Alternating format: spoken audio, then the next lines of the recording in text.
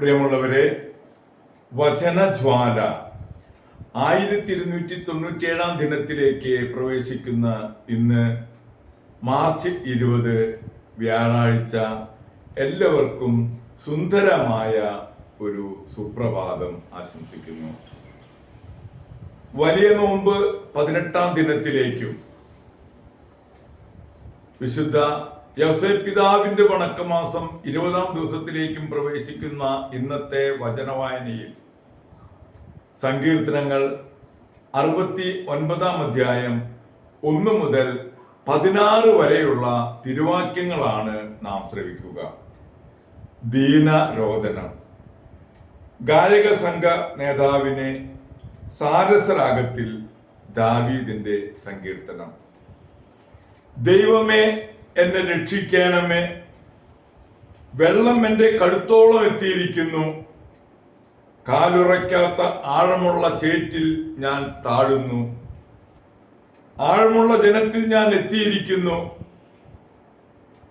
ജലം എന്റെ മേൽ കവിഞ്ഞൊഴുകുന്നു, കരഞ്ഞു കരഞ്ഞ് ഞാൻ തളർന്നു, എന്റെ തൊണ്ട വരണ്ടു, ദൈവത്തെ കാത്തിരുന്ന് എന്റെ കണ്ണുകൾ മങ്ങി. കാരണം കൂടാതെ എന്നെ എതിർക്കുന്നവർ എന്റെ തലമുടി ഇഴയേക്കാൾ കൂടുതലാണ്. എന്നെ നശിപ്പിക്കാൻ ഒരുങ്ങിയവർ, നുണ കൊണ്ട് എന്നെ ആക്രമിക്കുന്നവർ പ്രബലരാണ്. ഞാൻ മോഷ്ടിക്കാത്തത് തിരിച്ചു കൊടുക്കാനാവുമോ? കർത്താവേ, എന്റെ ഭോഷത്വം അവിടുന്ന് അറിയുന്നു. എന്റെ തെറ്റുകൾ അങ്ങയിൽ നിന്ന് മറഞ്ഞിരിക്കുന്നില്ല. സൈന്യങ്ങളുടെ ദൈവമായ കർത്താവേ, അങ്ങയിൽ പ്രത്യാശ വയ്ക്കുന്നവർ ഞാൻ മൂലം ലജ്ജിക്കാനിടയാവരുത്.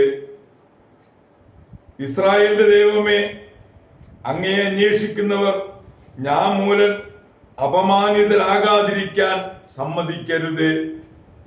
അങ്ങയെ പ്രതിയാണ് ഞാൻ നിന്ദനം സഹിച്ചതും ലജ്ജ എന്റെ മുഖത്തെ ആവരണം ചെയ്തതും.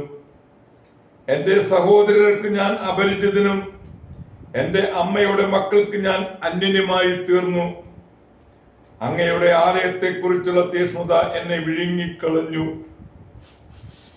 അങ്ങയെ നിന്ദിക്കുന്നവരുടെ നിന്ദനം എന്റെ മേൽ നിബന്ധിച്ചു. ഉപവാസം കൊണ്ട് എന്നെ തന്നെ ഞാൻ വിനീതനാക്കി, അതും എനിക്ക് നിന്ദനത്തിന് കാരണമായി. ഞാൻ ചാക്കൊടുത്തു, അതിനിമിത്തം അവർക്ക് പഴമൊഴിയായി.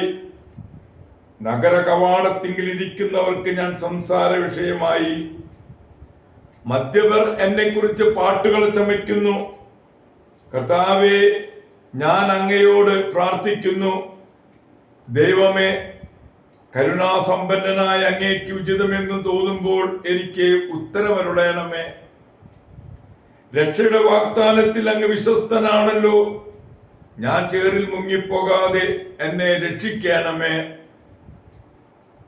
ശത്രുക്കളിൽ നിന്ന്, സമുദ്രത്തിന്റെ ആഴത്തിൽ നിന്നും എന്നെ മോചിപ്പിക്കണമേ.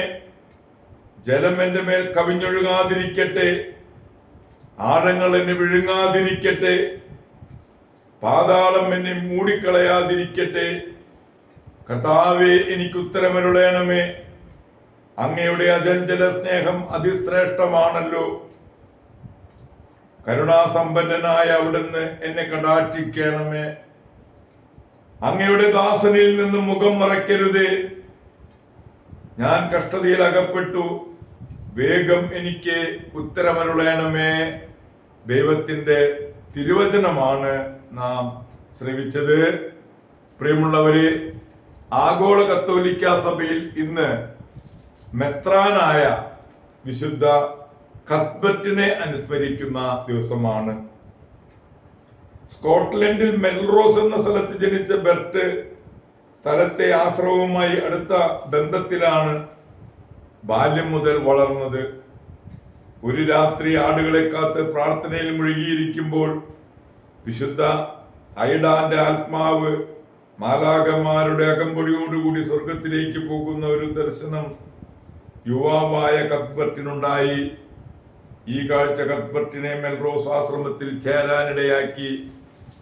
ആശ്രമ ശ്രേഷ്ഠന്റെ കീഴിൽ കത്ബർട്ട് വിശുദ്ധ ഗ്രന്ഥം പഠിച്ച് തീക്ഷ്ണമായ ജീവിതം നയിച്ചു. ഗുരു മരിച്ചപ്പോൾ അദ്ദേഹം ആശ്രമശ്രേഷ്ഠനായി. സ്ഥലത്തും പരിസരങ്ങളിലും ഉണ്ടായിരുന്ന അന്ധവിശ്വാസം നീക്കാൻ അദ്ദേഹം അശ്രാന്തം പരിശ്രമിച്ചു. പിന്നീട് ലിൻസ്റ്റൂഫാൻ ആശ്രമത്തിലേക്ക് സ്ഥലം മാറിപ്പോയപ്പോൾ അവിടെയും അന്ധവിശ്വാസത്തോട് സമരം ചെയ്തു. കൂടുതൽ ഏകാന്തത അന്വേഷിച്ച അദ്ദേഹം ലിൻസ്റ്റൂഫാനിൽ നിന്ന് ഫാൻ ദ്വീപിലേക്ക് പോയി സ്വയം അധ്വാനിച്ച് ജീവിച്ചു. അവിടെ വെച്ചും അദ്ദേഹം ആധ്യാത്മികോപദേശങ്ങൾ നൽകിയിരുന്നു. എന്നാൽ തന്റെ കൊച്ചുമുറിയിൽ നിന്ന് പുറത്തു കടക്കാതെ ഒരു കിളിവാതിൽ കൂടെയായിരുന്നു ഉപദേശങ്ങൾ നൽകിയിരുന്നത്. ഈ ഏകാന്തതയിൽ ദൈവസ്തുതികൾ പാടിയും ധ്യാനിച്ചുമാണ് ഫാദർ കത്ബർട്ട് ജീവിച്ചു പോന്നത്. ടിഫോർഡിൽ വിശുദ്ധ തെയോഡാറിന്റെ അധ്യക്ഷതയിൽ ചേർന്ന എത്രാമാരുടെ സുനകദോസ് ഏകാന്തതയിൽ കഴിഞ്ഞിരുന്ന ഫാദർ കത്ബർട്ടിനെ ലിൻസ്റ്റൂഫാനിലെ ബിഷപ്പായി തെരഞ്ഞെടുത്തു. 685 യോർക്കിൽ വെച്ച് അഭിഷേകം ചെയ്തു. പുതിയ സ്ഥാനം ലഭിച്ചപ്പോഴും തപോനിഷ്ഠയ്ക്ക് കുറവ് വരുത്തിയില്ല. പരിസര പ്രദേശങ്ങളിലെല്ലാം അദ്ദേഹം പ്രസംഗിക്കുകയും പഠിപ്പിക്കുകയും ചെയ്തുകൊണ്ടിരുന്നു. 2 കൊല്ലത്തെ ഭരണം കഴിഞ്ഞ് ഫാൻ ദ്വീപിലേക്ക് പോയി അവിടെ വെച്ച് മരിച്ചു. വിശുദ്ധ കത്ബർട്ടിന്റെ ജീവിതം അനസ്യൂതമായ പ്രാർത്ഥനയായിരുന്നു. ദൈവത്തിന്റെ ബഹുമാനത്തിനായി വിനിയോഗിക്കാത്ത സമയം പാഴായിട്ടാണ് അദ്ദേഹം കരുതിയിരുന്നത്. ദൈവത്തിന്റെ നീതി, കാരുണ്യം, സ്നേഹം സൃഷ്ടിയിൽ പ്രകാശിതമായിരുന്ന അവിടുത്തെ മഹത്വമായിരുന്നു വിശുദ്ധന്റെ സാധാരണ ചിന്താ വിഷയം. അദ്ദേഹത്തിന്റെ മുഖത്തിന് ഒരു ദിവ്യ തേജസ് ഉണ്ടായിരുന്നുവെന്ന് സമകാലികർ പറയുന്നു. ദൈവത്തെയാണ് കത്ബർട്ട് സദാ ദാഹിച്ചിരുന്നത്. അവിടുന്നിലായിരുന്നു അദ്ദേഹത്തിന്റെ ആനന്ദം. ക്ഷമയാണ് എല്ലാ സുഹൃതങ്ങളുടെയും താഴ്വേരും സംരക്ഷകയും. പ്രിയമുള്ളവരെ, വിശുദ്ധ കത്ബർട്ടിന്റെ മധ്യസ്ഥം യാചിച്ച് ഇന്നത്തെ ഈ നല്ല ദിവസത്തിലേക്ക് നമുക്ക് പ്രവേശിക്കാം. എല്ലാവർക്കും നല്ല ഒരു വ്യാഴാഴ്ച ദിവസം ആശംസിക്കുന്നു. ദൈവം നിങ്ങളെ ഓരോരുത്തരെയും സമൃദ്ധമായി അനുഗ്രഹിക്കട്ടെ.